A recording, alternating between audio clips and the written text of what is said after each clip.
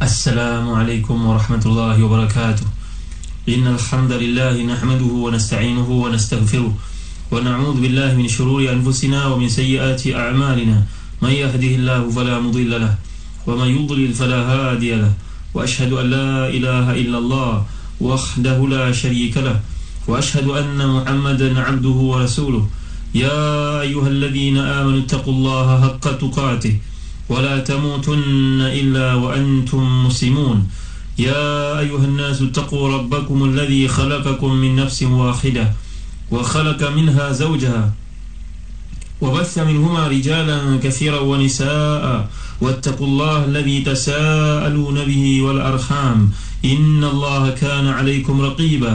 يا أيها الذين آمنوا اتقوا الله وقولوا قولا سديدا يصلح لكم أعمالكم ويغفر لكم ذنوبكم وما يطع الله ورسوله فقد فاز فوزا عظيما. أما بعد. Saudara penerbit Ustaz Mahdi Syarudin, sedang pendengar yang dirahmati dan dikasihi Allah sekalian, alhamdulillah, bersyukur kita pada Allah Subhanahu wa taala dan limpah kurnia dapat kita menyambung perbincangan kita menerusi suratul A'raf. Dan suratul A'raf ini telah kita jelaskan pada kuliah yang lalu tentang beberapa mukadimah penting terhadap surah ini. Surah ini sifatnya, fokusnya, dan telah pun kita kemukakan beberapa kisah secara ringkas apa yang dikemukakan oleh Allah Subhanahu wa taala dan penekanan oleh surah ini yang merupakan salah satu dari surah Makkiyah. InsyaAllah pada hari ini kita akan lihat episod yang pertama dari surah yang mulia ini, iaitulah firman Allah Subhanahu wa taala dari ayat yang pertama hingga ayat yang ketiga. A'udzubillahi minasyaitanirrajim. Bismillahirrahmanirrahim. Alif Lam Mim Sad. Kitabun unzila ilayka fala yakun fi sadrika harajun minhu litunzira bihi wa dhikra lil mu'minin. Ittabi'u ma unzila ilaykum min rabbikum wa la tattabi'u min dunihi awliya qalilan ma tadhakkarun. Sadaqallahul azim. Maksudnya Alif Lam Mim Sad, ini adalah sebuah kitab yang diturunkan kepadamu, maka janganlah ada kesempitan dalam dadamu kerananya, supaya kamu beri peringatan dengan kitab itu kepada orang kafir dan menjadi pelajaran bagi orang-orang yang beriman. Ikutilah apa yang diturunkan kepadamu, wahai Muhammad, dari Tuhanmu, dan janganlah kamu mengikuti pemimpin-pemimpin selain darinya. Amat sedikitlah kamu mengambil pengajaran daripadanya. Sidang pendengar yang dirahmati dan dikasihi Allah sekalian, dalam ayat yang Allah SWT turunkan melalui suratul A'raf ini, kalau kita lihat, dimulakan oleh Allah Subhanahu wa taala dengan huruf muqatta'ah. Huruf muqatta'ah dan setengah pandangan menceritakan bahawa dipanggil sebagai fawatihus suwar. Dipanggil ada dua nama, kadang-kadang dipanggil fawatihus suwar, kadang-kadang dipanggil huruf muqatta'at ataupun huruf muqatta'ah, seperti yang dijelaskan oleh Ibn Katsir pada tafsir menerusi surah Al-Baqarah, yang mana Allah Subhanahu wa taala mulakan juga dengan Alif Lam Mim. Kalau kita lihat pandangan yang dikemukakan, yang disorot dari Abu Bakar, Umar, Uthman, Ali, Ibn Mas'ud, Ibn Abbas, bahawa sebenarnya mereka mengatakan bahawa ini merupakan ayat-ayat mutasyabihat, ayat-ayat yang mimma ista'tharallahu bi'ilmi, hanya Allah sahaja yang mengetahui tentang nama ini, tentang maksudnya, dan ini merupakan ijaz Al-Quran. Jelas Muhammad Mutawalli Asy'arawi dalam tafsirnya, tafsir Asy'arawi, beliau menjelaskan bahawa ayat-ayat seperti ini ataupun surah-surah ataupun huruf-huruf yang dimulakan dalam surah-surah seperti ini merupakan tanda ijaz Al-Quran. Betapa tidak, pada waktu orang-orang Arab merupakan bangsa yang cukup berbangga dengan kemahiran pidato ataupun syair dalam gubahan ayat-ayat yang indah. Tiba-tiba mereka dapat menerima kewujudan huruf-huruf yang tidak ada penjelasannya dalam Al-Quran Al-Karim. Mereka tidak pernah mengatakan bahawa huruf ini tidak kami fahami, justru kita kena tolak Quran. Mereka tolak Quran bukan dengan sebab huruf ini. Mereka tolak Quran kerana melihat kebenarannya yang bercanggah dengan kepentingan nafsu syahwat mereka. Setengah pandangan mengatakan bahawa huruf hijab ataupun huruf muqatta'at ataupun fawatihus suwar ini sebenarnya merupakan nama-nama surah itu sendiri. Jadi sebagai contoh, kalau kita baca surah Alif Lam Mim As-Sajdah, dipanggil Alif Lam Mim As-Sajdah kerana dimulakan dengan Alif Lam Mim. Jadi kalau Al-Baqarah, Alif Lam Mim Al-Baqarah. Ini merupakan satu pandangan. Tapi kalau kita lihat dalam kitab tafsir dikatakan waqila. Qila ni biasanya pandangan yang marjuh. Pandangan yang marjuh menggunakan uslub qila, dikatakan kalau kita terjemahkan.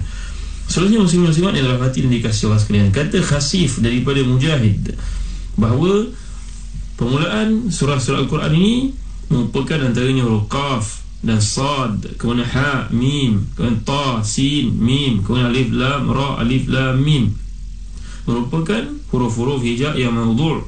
Maudhu' maknanya ditetapkan oleh Allah Subhanahu wa ta'ala. Dan kata Ahlul Arabiyah, artinya orang-orang Arab, orang-orang yang mengkaji dari sudut linguistik Arab, mereka mengatakan hiya huruf min hurufin mu'jam.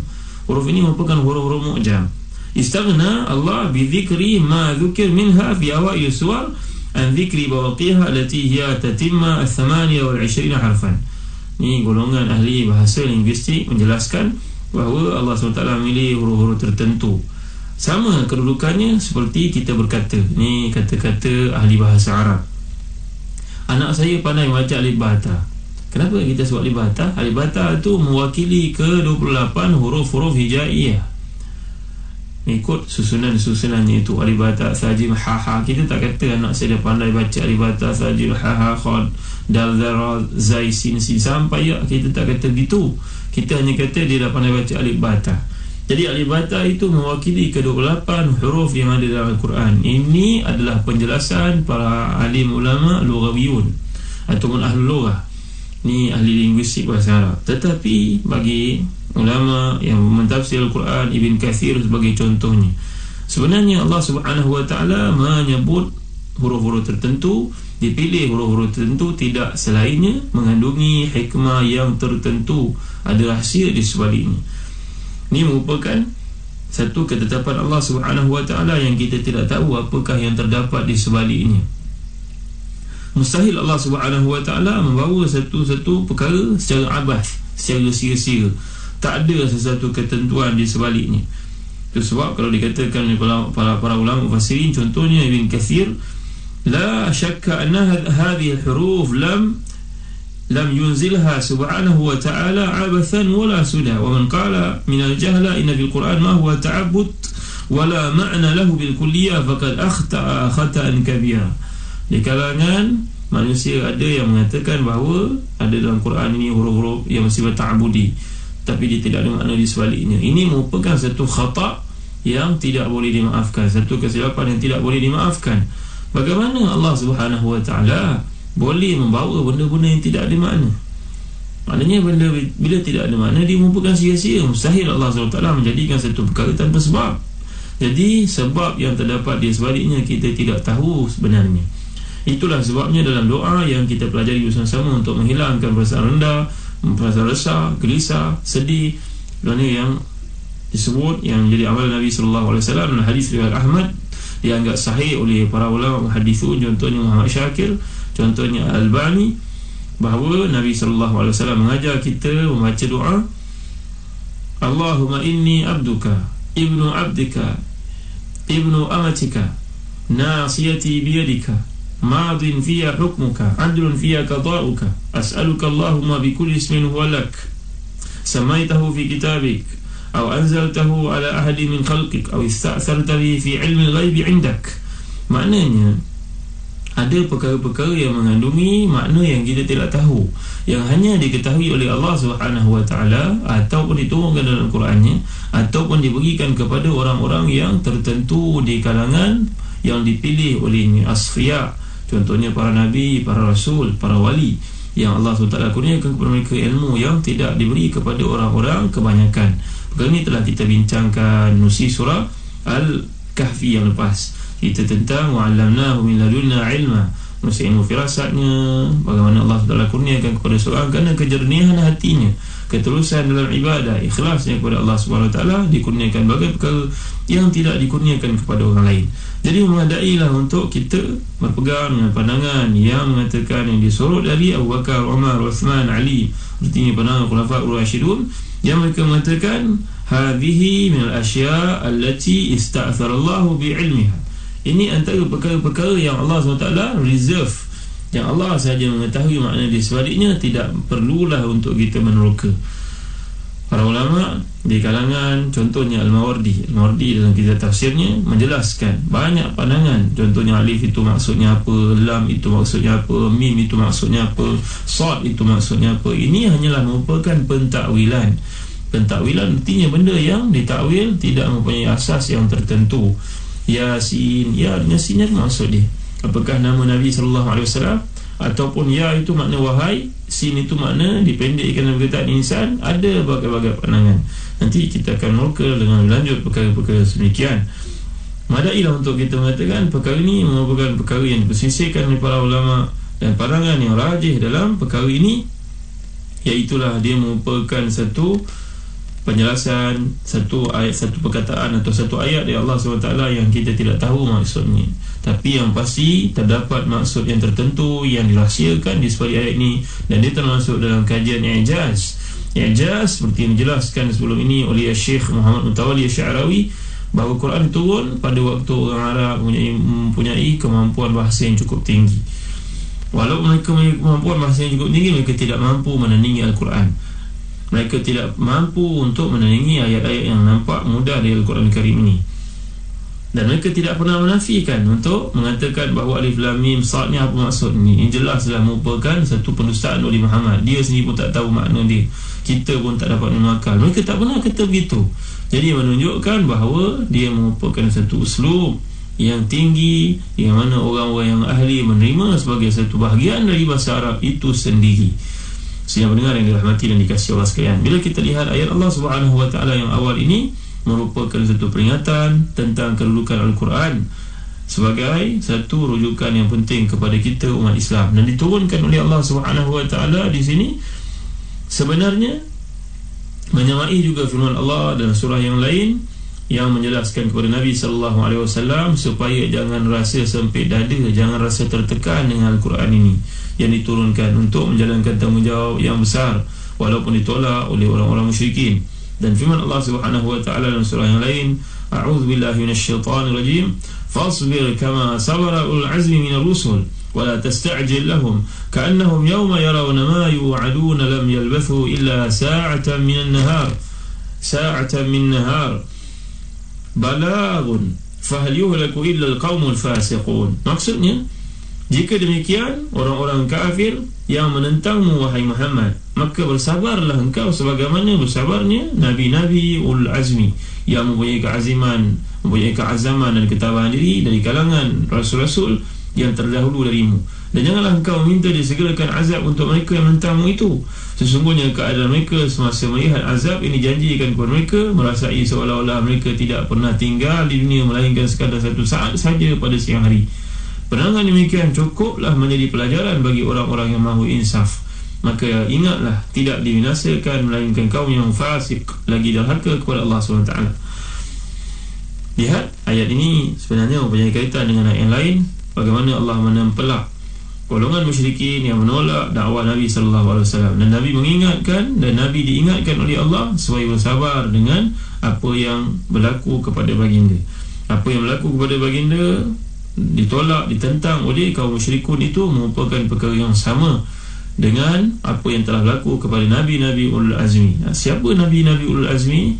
Nabi-Nabi yang menghadapi tekanan yang cukup hebat pada zaman mereka menyebarkan dakwah. Nabi Nuh, Nabi Ibrahim, Nabi Musa, Nabi Isa dan Nabi Muhammad SAW. Ini merupakan golongan Ulul Azmi, Nabi-Nabi yang memiliki keazaman, ketabahan dalam memperjuangkan syariat mereka.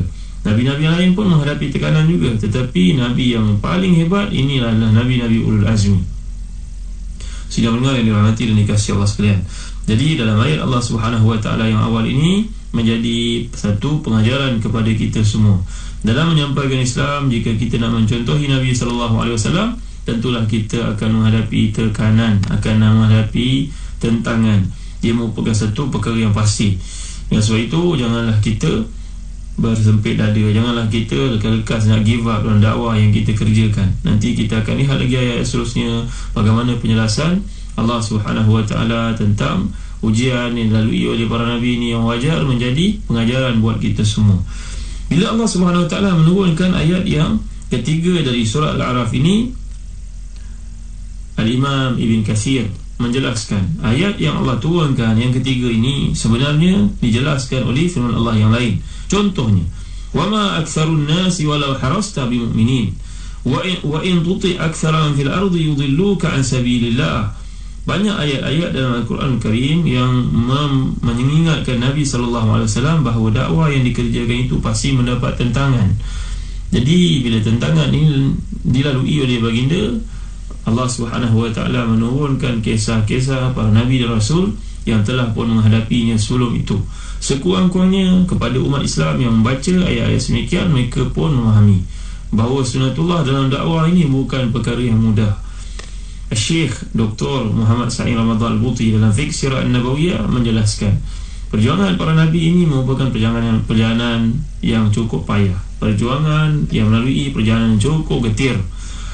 Perjalanan untuk memahamkan manusia kepada agama Allah ini bukan perjalanan yang akan dibentangkan di hadapan saudara-saudari kapet merah, mudah berjalan, tidak ada masalah apa-apa pun di situ. Sebaliknya kita akan menghadapi berbagai tekanan dari manusia, dan itulah hakikat yang dilalui oleh para Nabi dan Rasul. Sebab dinyatakan dalam hadis sahih riwayat Bukhari dan Muslim, asyaddun nasi bala'an al-anbiya thumma al-amthal fal-amthal. Sedahsyat-dahsyat manusia akan menghadapi ujian ialah para Nabi dan Rasul, dan selepas itu orang yang menjalankan kerja para Nabi dan Rasul. Orang yang ingin menjalankan tanggungjawab dakwah juga akan menghadapi masalah yang sama. Mustahil perjuangan untuk menegakkan kebenaran ini akan melalui kemudahan. Ini merupakan satu kaedah yang dipelajari zaman-zaman oleh pejuang-pejuang di kalangan umat Islam yang ingin menyebarkan Islam kepada orang lain. Saya mendengar yang dirahmati dan dikasihi Allah sekalian, InsyaAllah dalam kuliah akan datang kita akan berpindah ke episod yang kedua dari surah yang mulia ini, dan kita akan lihat bagaimana Allah telah pun menurunkan Al-Quran Karim, dan mereka yang ingkar pasti menemui nasib yang sama dengan golongan yang ingkar sebelum dari itu, dengan ujian, dengan azab, dengan seksa yang turunkan oleh Allah SWT. InsyaAllah kita bertemu dalam kuliah akan datang. Wallahu a'lam. Wa sallallahu ala sayyidina Muhammad wa ala alihi wa sahbihi wa baraka wa sallam.